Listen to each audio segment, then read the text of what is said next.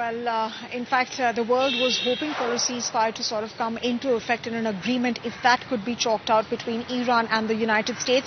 But it seems it's going to be a difficult road ahead for all the sides that are involved, because remember, once this announcement was made by President Donald Trump, and when we saw the first reaction by the Israeli Prime Minister's office, the Prime Minister's office categorically stated that Lebanon, attacks in Lebanon, well, that's not part of the agreement, given the fact that, Iran had presented some conditions for that ceasefire to remain permanent. Remember, this was a two-week ceasefire plan that President Donald Trump had tweeted. And ever since the past few hours, the one thing that we have seen is, number one, attacks on Lebanon. In fact, that is something that the Israeli side has confirmed as well. But of course, the Iranian side has hit back on that. In fact, Parliamentary Speaker Mohammad Ghalibaf has stated that the 10-point proposal has been violated by the United States and Israel. Number one, the three conditions that have been put forth by Ghalibaf is that attacks in Lebanon have continued.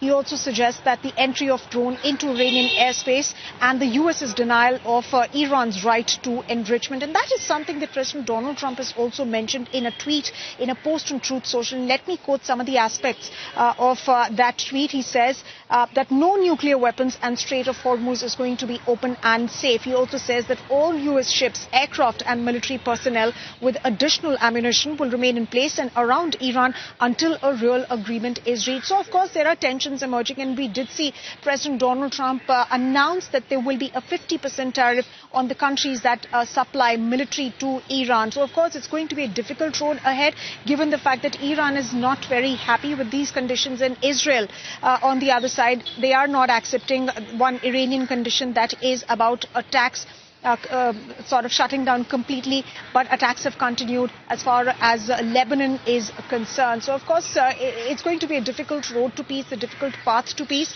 but all eyes are now on tomorrow's first round of negotiations between the Iranian side and, of course, the United States side. And what really emerges from these negotiations will be interesting to watch out for.